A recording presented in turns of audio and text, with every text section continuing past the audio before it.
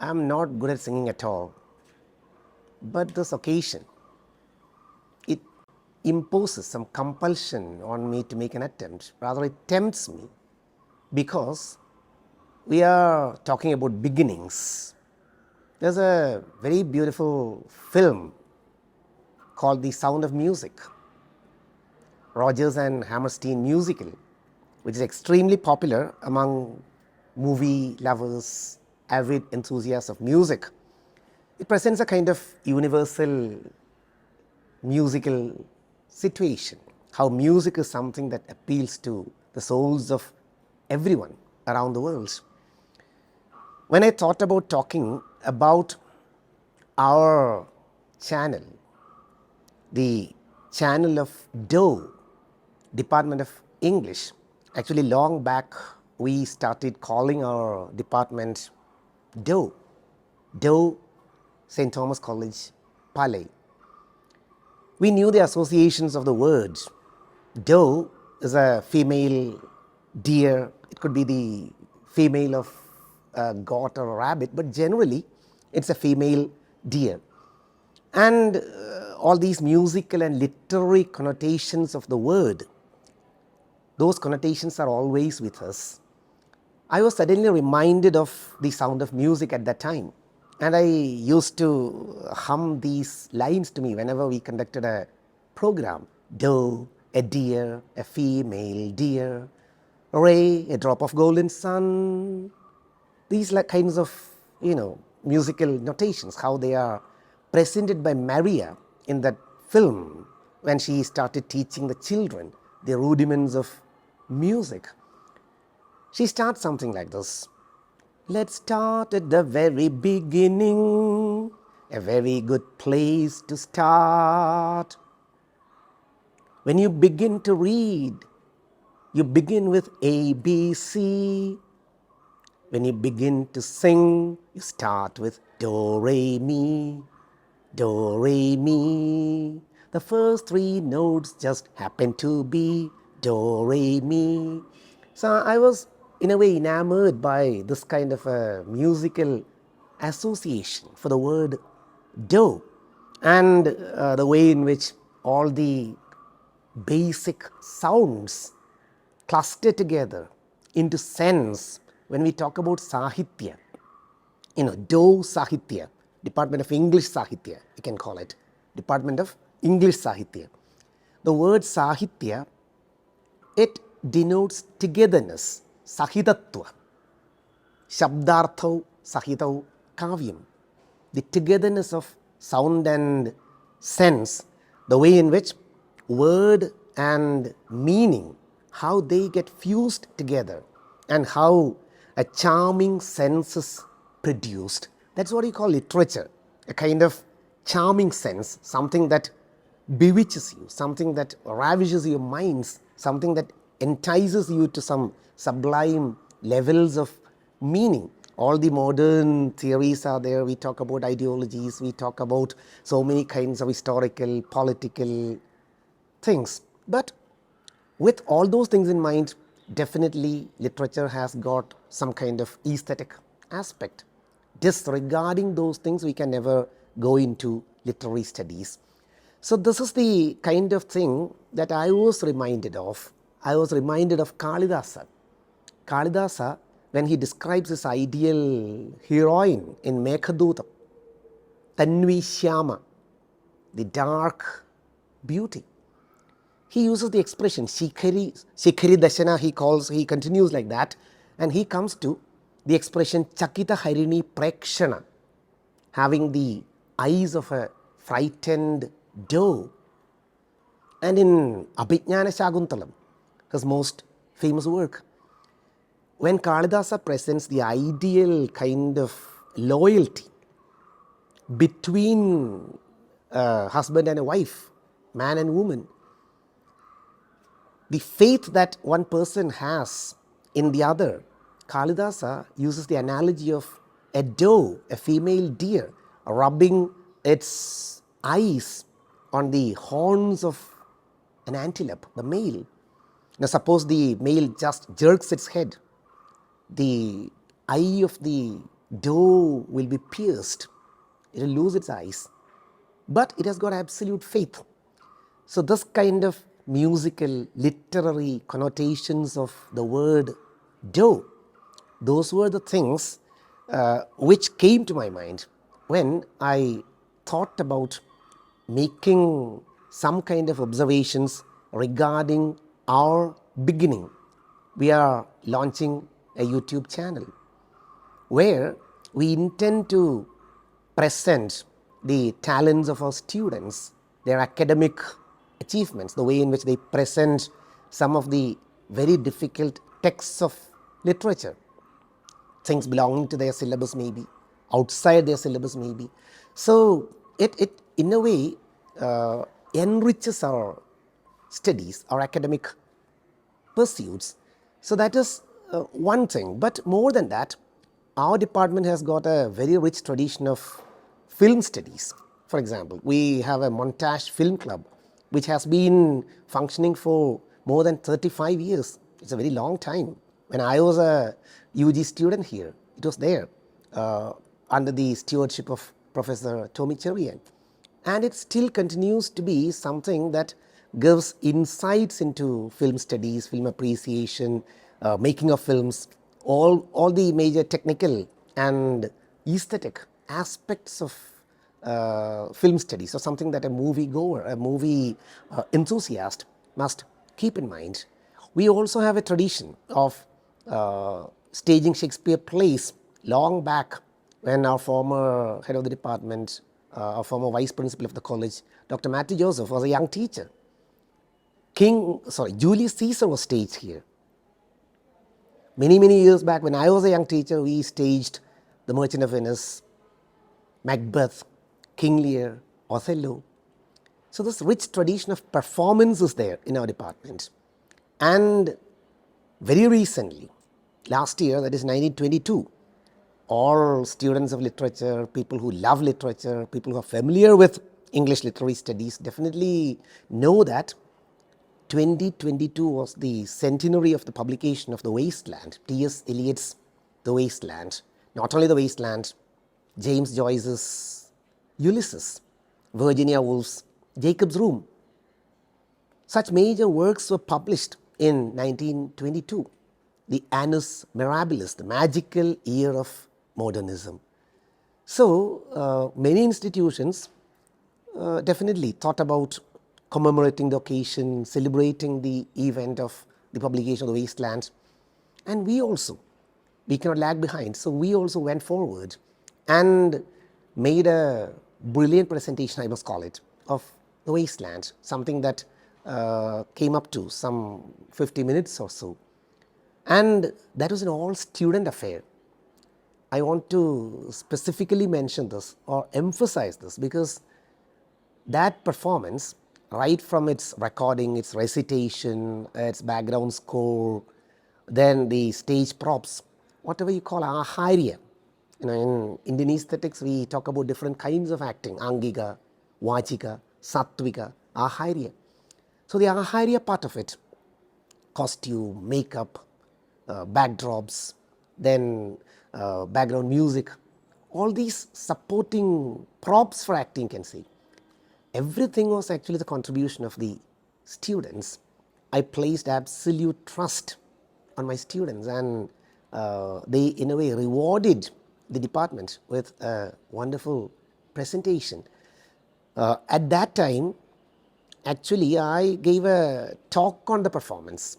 Before the performance, for nearly 1 hour, I described the presentation that is to come, in which I talked about our presentation. I'm mentioning this now because the first program that we intend to air is our performance of The Wasteland, and some kind of fundamental ideas regarding that. Afterwards, we'll be airing one by one our students, how they present certain texts in their own ways, in really scholarly ways, because we cannot underestimate students. That is one thing that we have to always remember. They do a lot of work. They do a lot of hard work. They do a lot of homework. And when it comes to presenting a text, they do it exceptionally well. So it becomes a highly rewarding academic kind of exercise. And other kinds of research outputs, because this is a research center, researchers are there. So the kind of work that researchers undertake, those things also will become part of the programs to be presented via this channel. So this will become a literary, artistic, performance oriented, research oriented, film studies oriented, theatre oriented kind of channel. And whatever program that is presented by a student, something that is to be watched by people, would definitely be a part of our future programs. So this is the way in which this channel will go. As I said, this is something like the dance of the doe. The doe dances because this is a kind of dynamic. A doe stands for agility, energy, speed. So that kind of a movement is there. Definitely a doe is a female. We know in these days of gender sensitivity, literature per se can be imagined in a feminine manner. We know the goddess of speech, Vani Devi, goddess Saraswati. So that aspect is definitely there in the title, with a kind of gender equity, nullifying all gender biases. We can go forward because when I teach Hamlet, I use the Cambridge School Shakespeare, the text which is performance oriented. And there are occasions in that text where the editor asks the performers to be sensitive towards the actors. When a person within a class, in a classroom context, we can stage certain parts of the play, or we can make it a larger kind of performance in a theatre house or in an auditorium. We can do it. When we are doing it, the editor constantly reminds us to be gender sensitive because, for example, Ophelia, the tongue lashing of Hamlet on Ophelia, the way in which he misogynistically attacks her, in a way, all these kinds of sexual assaults on Ophelia. When these things are there, the editor tells the teacher or the director or the performers not to make this too harassing for the female actress, female performer, because even if it is a performance, it has to keep its proper equity and bias-free kind of nature. So these things have to be kept. That is the kind of political gesture that should be maintained in any kind of performance or class or talk or whatever. So this is the way in which this channel intends to go forward. And as I said, when I talk about the wasteland, I'm specifically going to talk about the wasteland because our performance needs some kind of an introduction. I will call it a kind of Palai wasteland, wasteland at Palai, because we have thoroughly Indianized the wasteland. It's a kind of post-colonial gesture at decolonizing ourselves. I have even used bits of Malayalam film songs in it, because that is something that adds to the charm of the wasteland, something that makes us understand the situation. This does not mean that we have deviated from textual fidelity. Absolute textual fidelity is maintained. We do not depart from our loyalty to the original text. That is definitely there in all our background scores and recitations and performance. Textual fidelity is a very core thing. It is fundamental to the performance. But we take our creative liberties. And the way in which the wasteland can be Indianized, we made researchers do it. And we gave a kind of different tone and tenor to the performance. So when you watch it, you will definitely understand that the basic thing about the performance is that we have kept Tiresias on stage throughout. People who are familiar with the text will definitely know who Tiresias is. Tiresias is the blind prophet, the all-seeing presence, Sakshi. The word Sakshi, Saakshi, with eyes, a person who has got eyes. But the irony is that Tiresias does not have eyes. He's a blind prophet. The story goes something like this. Tiresias saw two snakes mating. That is where our performance actually starts. Even before the epigraph to the text is presented, we present Tiresias. He saw two snakes mating. He struck them with a rod. He got a curse. He became a woman.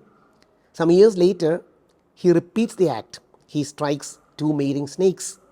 Again he gets a curse. He becomes a man.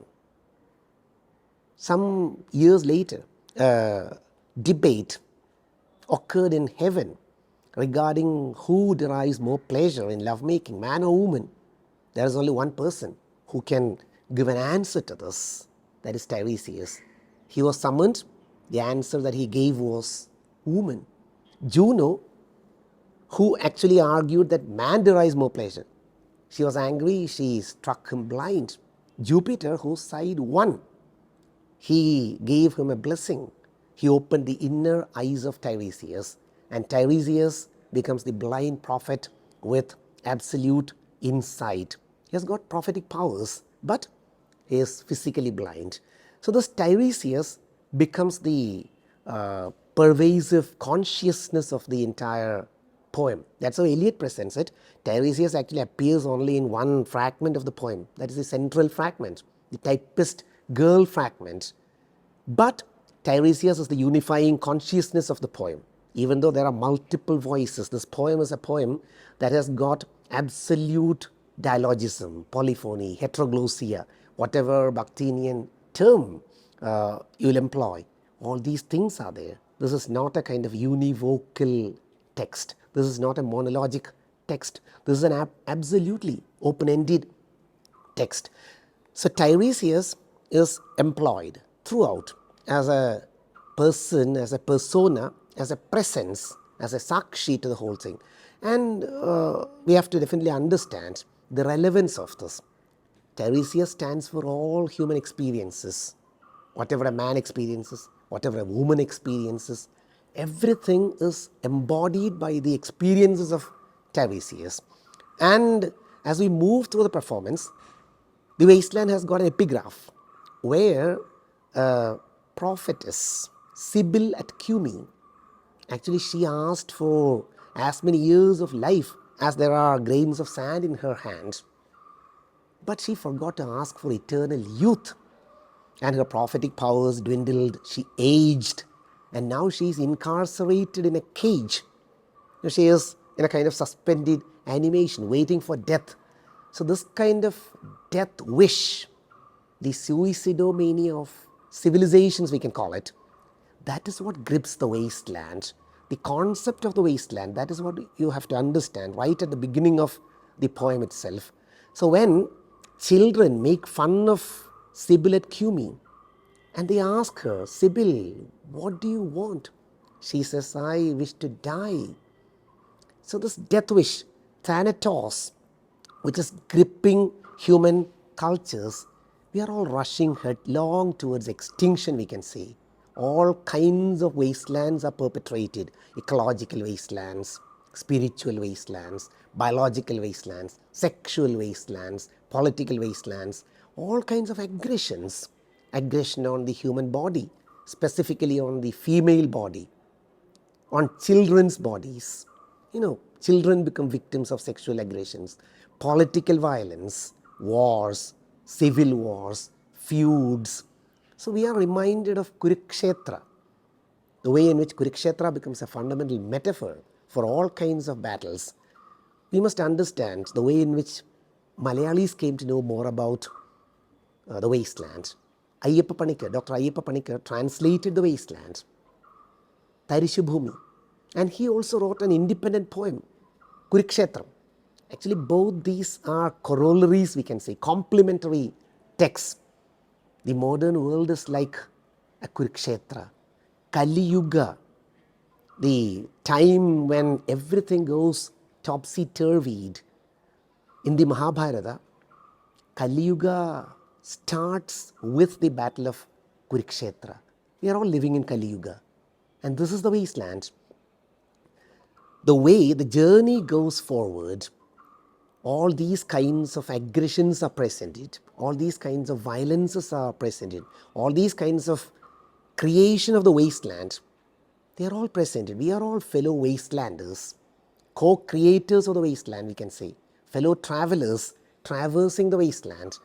So this is the way in which we go. In fact, the wasteland has got 5 major sections. The burial of the dead, which focuses on the fundamental element of the earth. We talk about Panja Bhutas. This entire cosmos is Panja Bhutatmaga, constructed on the fundamental 5 elements. Then the second one, a game of chess, where if you read perceptively, you'll see the air as the fundamental element, air above, air below, standing for the void. The wastelander failing to understand the meaning of air, which is actually life-giving. Here, the wastelander experiences only, he or she, only the void, the emptiness of everything. The fire sermon, fire is the fundamental element. Death by water, water is the fundamental element. And what the thunder said, sky, is the fundamental element. But our focus is not on the 5 sections. In our presentation, we have decided to focus on the fragments, because in each section there are many fragments. Altogether, when I teach the text in class and when we went into the presentation, we have approached the text as 22 fragments. It is very easy for us to remember because it was published in 1922 and the text is having 22 fragments. So the journey is through the fragments, the name of the fragments, which is actually something that we superimpose. Eliot has not given titles for the fragments. For our convenience, for our ease of interpretation, we have divided the text into 22 fragments. So we give the name of the fragment, and then we go into the particular fragment with a recitation. All these recitations are done by different students, because the wasteland does not have a unified voice. Multiple voices are there, and therefore we have used multiple voices. Different people are reciting the different sections. Tonal variations are there. If you read the wasteland carefully, you will see that one fragment has got one particular tonal modulation. Another fragment will not be like that. It will be entirely different. So these kinds of multiplicity of voices, tones, they are all brought in the way in which we approach the text. So these fragments, I am not going to expatiate, elaborate on the fragments. We have the April fragment, where the wastelander is presented as resenting resurrection. He hates resurrection, or she hates resurrection, because resurrection means the same kind of suffering that you have undergone here will be continued. That is how the wastelander approaches rebirth or resurrection. So the wastelander prefers a kind of oblivion in this war-torn, battle-ridden world. All kinds of wars and battles are there. We start with a kind of reproduction of the First World War, at least using the audio kind of effects. This is a war poem. The Wasteland is a war poem, a product of the First World War. The concept that Eliot introduced in tradition and the individual talent.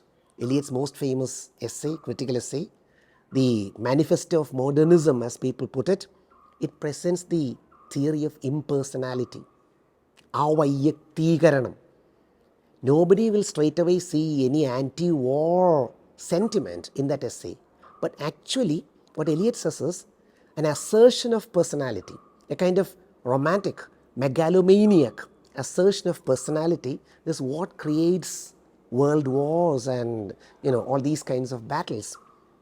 The solution is definitely self-effacement, impersonality, an extinction of personality. So this is what happens. And the wasteland can be called a kind of poetic presentation of the arguments in tradition and individual talent. So we go forward through the 22 fragments. Countess Mary Lavish fragment is there, where a lady talks about her rootless European existence, because in 1917 every European was in a state of rootlessness. But again, the idea of racial purity, which was going to later devastate the whole world, Eliot is presenting it in an apocalyptic manner. He did not know anything about the emergence of Hitler or the oncoming of the Second World War when he was writing The Wasteland. But it is apocalyptically presented. Racial purity, concept of death by drowning, semantic degeneration, we must call it. How words undergo terrible degeneration of meaning. Words which we usually associate with positive connotations like children, friend, guest, they all become wastelandish, rubbish, words that have undergone semantic degeneration. So the wasteland is something like that. And even the title, The Wasteland, you can see a kind of homophonic pun there, which suggests this decadence, this degeneration. It could be the W-A-I-S-T wasteland, W-A-S-T land, because fundamentally this poem is talking about sexual degeneration or sexual aberrant behaviors, how a very creative kind of approach to sexuality is completely undermined, and a new kind of reading comes in. Some of those things can be politically justified. When it comes to life, maybe it is reactionary to say this, it is quite conservative and orthodox to say this, but maybe for the sustenance of the society sometimes that conservatism is required. Eliot definitely was a conservative writer. About modernism, we always say modernism is radical in form but reactionary in theme. When it comes to thematic aspects, modernism is not at all progressive, because being progressive entails tremendous individualism, and this individualism is detrimental sometimes to the collective existence of humanity. Romantic assertion, as I said, William Butler Yeats talked about this, turning and turning in the widening gyre, the beginning of the second coming. Things fall apart, the center cannot hold, mere anarchy is loosed upon the world. Yeats is talking about this kind of a situation where fierce individualism becomes destructive. So this is a kind of reactionary approach, definitely. That is why Eliot is constantly reminding us of the need for tradition. Eliot talks about historical sense, not only the pastness of the past, but its presence. Those who forget history are condemned to repeat it. So we cannot forget history, lest they forget. That is what Eliot's mother said. Eliot's mother was interested in the prehistoric tales of America. Eliot came from America, and she narrated these stories to her children, lest they forget, so that they should not forget. So oblivion is not a good thing. The Wastelander prefers oblivion. So the poem, in a linear fashion, it goes like this. It goes through the biblical fragments where the biblical prophet, this is a Jeremiah, you can call it, a kind of warning poem. It gives a warning. So the biblical prophet gives a warning. Fear in a handful of dust. I will show you fear in a handful of dust, he says. Then there is the hyacinth girl fragment, a scene of promiscuous lovemaking, and ultimately leading to a kind of emptiness, empty and desolate the sea. That is where Eliot ends it. He's quoting profusely from German, from Wagnerian operas, from French. He's quoting from Baudelaire. We have the Madame Sosostris fragment, a fortune teller using the tarot pack of cards, how she predicts the future. One must be so careful these days, she says. This is a fundamental statement for the wasteland. You have the Baudelaire fragment. We talk about Baudelaire as somebody who came from hell. Dante merely visited hell. Baudelaire came from there. That's how we see Baudelaire. Baudelaire's Paris is a French symbolist, was just like Dante's Inferno. But the thing is that he was living in that. The collection of poems called Fleurs du Mal, Flowers of Evil, Eliot is employing it in the wasteland. So in this way it goes forward. The second and third sections, they present about sterility within marriage and sterility outside marriage. In that sense, we can call these two sections complementary, one complementing the other. In the second section, we have got sterility in a rich family. Apparently, they don't have children. Then there is sterility in a poor family, a Cockney family of Lille, where she has too many children, but repeated childbirths have taken their toll on her body. Her body has become an antique piece. She is becoming something like an antique piece, a curiosity, something that is to be looked at, that's all. But not a female body anymore. Another kind of barrenness. You can think about all these synonyms for barrenness: aridity, infertility, dryness, impotency. You can think about such words. And synonyms, negative sounding synonyms like sinister, macabre, rubbish. That is the wasteland. In the Fire Sermon, Eliot talks about homosexuality, prostitution, different kinds of queer behaviors. But again, they don't in any way gratify the person. So he presents different fragments, ultimately going through the typist girl fragment, who decides to use her body as an asset, as capital, just as Sonia in Crime and Punishment is compelled to use her body as capital. So Eliot goes through all these things. And the fourth section, Death by Water, presents the mortality of the human body. People who are narcissistically taking pride in their own bodies, ultimately, like Phlebas the Phoenician, who has undergone a shipwreck, will be reduced to a bundle of bones.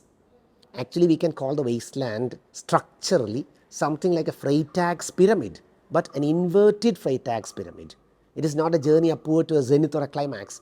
It's a journey downward. We go to the nadir of the poem, to the abyss by the end of the third section. And from that point, there's a slight ascent forward. So that is the way in which Death by Water begins. A slight ascent. The poem becomes slightly more optimistic, slightly more positive. And the fifth section, What the Thunder Said, that is where Eliot presents the Passion of the Christ. Then the way in which the disciples failed to see the presence of divinity with them when they were traveling to Emmaus. Christ joined them, but they did not recognize him. And through all these things, ultimately we come to Indian philosophy. Upanishads. Upanishad means sit beside. How the Guru, dispeller of darkness, gives knowledge to the Shishya. Gods and demons and humans, they went to Prajapati, asked for wisdom. He just sent one syllable, Da. They interpreted it as Datta, Dayadhvam, Damyata, according to whatever they lacked. Give, sympathize, control yourselves. Actually, if any person practices these things, or any society practices these things, there won't be a wasteland. The wasteland will be erased, and the land will become the ultimate wasteland is the human self itself, the human mind. So the wasteland will be eliminated. And that is where we go to the last fragment, that is the Shanti fragment. Shanti, peace that passeth understanding. Eliot gives a parallel interpretation, St. Paul, for the Indian word Shanti. Shanti is a wish. It's not an attained state. It is a desired and a desirable state. But that benediction is there. Let there be peace. So the wasteland ends on that kind of a note. And we have used Tiresias to take us from the initial experience of becoming an androgynous male and female entity to the final giver of the benediction, one who blesses the world with tranquility, with serenity, with peace, or with bliss. That is the way in which the presentation goes. And if you happen to watch our wasteland, St. Thomas College, Palai, English Department's wasteland, the Doe version of the wasteland, you will understand the way in which we have interpreted the text. And that is one part of it. And as we move forward, as I said, with different programs, Yeats, again I am reminded of William Butler Yeats. Yeats has said, in among school children, we are among college children, university children, but children are children, whether a student belongs to an LKG class or a PhD class. We usually consider them to be children, not as people who have not matured into adulthood or anything, but people who are seekers after wisdom. In that sense, even I am a child. We are all children, seekers, questers after knowledge. That is the Indian concept of, seeking after knowledge. The thirst never ends. That's how we should go. Yeats says in Among School Children that the dancer cannot be known from the dance. How can we know the dancer from the dance? Dance, he asks. How can we know the dancer from the dance? That means, they all get coalesced together, the performer and the performance, the teacher and the taught, the learner and whatever the person learns, they all get gelled together. There's a kind of fusing together of knowledge at different levels, and that is what is going to happen here. O.V. Vijayan has written a beautiful philosophical novella called Madhuram Gayati, sings sweetly. He's talking about the harmony of the world. There's a clash between the northern hemisphere and the southern hemisphere, the industrialized world and the more agrarian, more nature-prone worlds, in which we know the northern hemisphere is likely to win because machines dominate over minds. Modern wastelands are becoming more and more digital, we can say. The wasteland is in the form of a mobile phone or a digital device. That is what is happening. Eliot's wasteland did not know these things, but he presents the machine as dominating over the humans, the human engine, like a taxi, throbbing, waiting. That's how he presents it. So as we move forward, we'll be trying to focus on more and more nature-oriented series, ecological concepts, more and more creative approaches to literature, because these are the reigning concerns of the day: gender, nature, equality, equity.